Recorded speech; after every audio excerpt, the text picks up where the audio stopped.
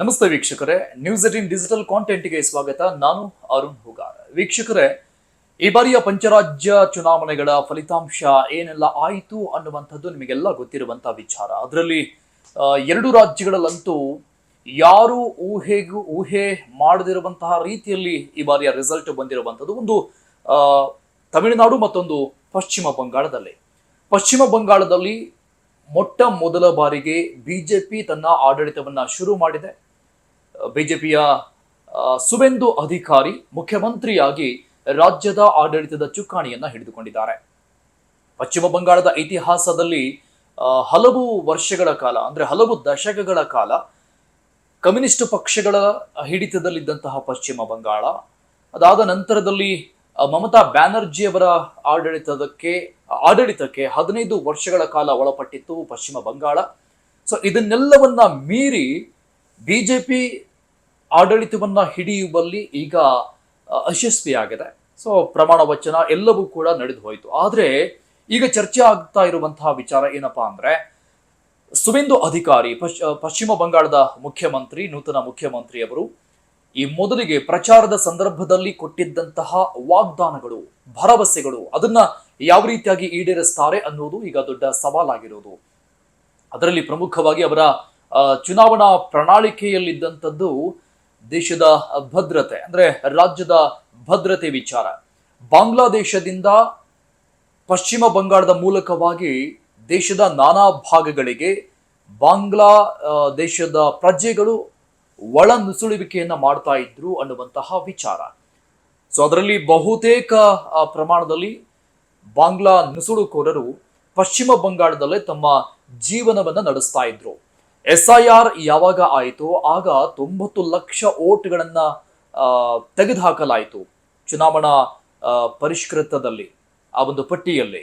So ಈಗ ಇರುವಂತದ್ದು BJP ತನ್ನ ಪ್ರಣಾಳಿಕೆಯಲ್ಲಿ ಹೇಳಿರುವಂತಹ ರೀತಿಯಲ್ಲಿ, ಅಂದ್ರೆ ಅಕ್ರಮ ನುಸುಳುವಿಕೆಯನ್ನ ತಡೆಗಟ್ತೀವಿ, ಆಮೇಲೆ ಈಗಿರುವಂತಹ ಅಕ್ರಮ ಬಾಂಗ್ಲಾ ವಲಸಿಗರನ್ನ ನಮ್ಮ ರಾಜ್ಯ ಬಿಟ್ಟು, ದೇಶ ಬಿಟ್ಟು ಹೊರಗೆ ಹಾಕ್ತೀವಿ ಅನ್ನುವಂತಹ ವಾಗ್ದಾನವನ್ನ, ಭರವಸೆಯನ್ನ ಚುನಾವಣಾ ಪ್ರಣಾಳಿಕೆಯಲ್ಲಿ ಘೋಷಣೆ ಮಾಡಿತ್ತು ಬಿಜೆಪಿ.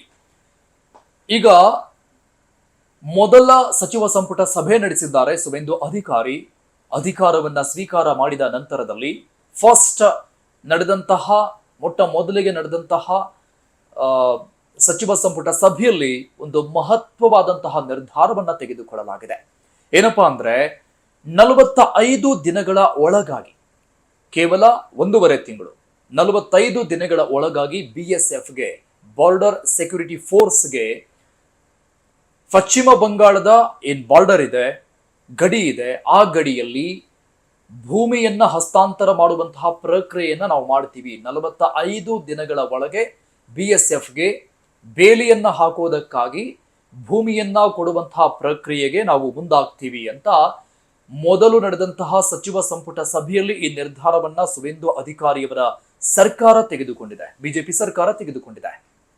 ಸೊ ಅವರು ಕೊಟ್ಟಿದ್ದಂತಹ ಮೊದಲ ಭರವಸೆಯನ್ನ ಈಡೇರಿಸೋದಕ್ಕೆ ಪಶ್ಚಿಮ ಬಂಗಾಳದ ನೂತನ ಮುಖ್ಯಮಂತ್ರಿ ಸುವೆಂದು ಅಧಿಕಾರಿ ಮುಂದಾಗಿರುವಂಥದ್ದು. ಸೊ ನಿನ್ನೆ ನಡೆದಂತಹ ಮೊಟ್ಟ ಮೊದಲ ಸಚಿವ ಸಂಪುಟ ಸಭೆಯಲ್ಲಿ ಇಂಥದ್ದೊಂದು ನಿರ್ಧಾರವನ್ನ ಮಾಡಲಾಗಿದೆ. ಈ ಒಂದು ಭೂಮಿ ಹಸ್ತಾಂತರ ಮಾಡುವಂತಹ ಪ್ರಕ್ರಿಯೆಗೆ ಇಲ್ಲಿವರೆಗೂ ಮಮತಾ ಬ್ಯಾನರ್ಜಿಯವರ ನೇತೃತ್ವದ TMC ಸರ್ಕಾರ ಅದಕ್ಕೆ ಅಡ್ಡಿ ಆಗಿತ್ತು ಅನ್ನುವಂತಹ ಚರ್ಚೆಗಳಿತ್ತು. ಅಂದ್ರೆ BSFಗೆ ಅಲ್ಲಿ ಬೇಲಿಯನ್ನ ಹಾಕುವುದಕ್ಕೆ ಅಡ್ಡಿಯನ್ನ ಮಾಡ್ತಾ ಇದ್ರು ಅನ್ನುವಂಥ ವಿಚಾರ ಇತ್ತು. ಈಗ ಅದನ್ನ ಮೆಟ್ಟಿ ನಿಂತಹ ಸುವೆಂದು ಅಧಿಕಾರಿಯವರ ಸರ್ಕಾರ, ಬಿಜೆಪಿ ಸರ್ಕಾರವೇ, ಸೊ BSFಗೆ ಭೂಮಿಯನ್ನ ಹಸ್ತಾಂತರ ಮಾಡೋದಕ್ಕೆ ಮುಂದಾಗ್ತಾ ಇದೆ ಪಶ್ಚಿಮ ಬಂಗಾಳ ಸರ್ಕಾರ. ಸೊ ಆ ಮೂಲಕವಾಗಿ ಬಾಂಗ್ಲಾ ನುಸುಳುವಿಕೆಯನ್ನ ತಡೆಗಟ್ಟುವುದು ಮತ್ತು ಅಕ್ರಮವಾಗಿ ಇಲ್ಲಿವರೆಗೂ ನೆಲೆಸಿರುವಂತಹ ಬಾಂಗ್ಲಾ ಪ್ರಜೆಗಳನ್ನ ರಾಜ್ಯ ಬಿಟ್ಟು ಹೊರ ಹಾಕುವಂಥದ್ದು, ಇದೆಲ್ಲವೂ ಕೂಡ ಆಲ್ಮೋಸ್ಟ್ ನಡೀತಾ ಇದೆ.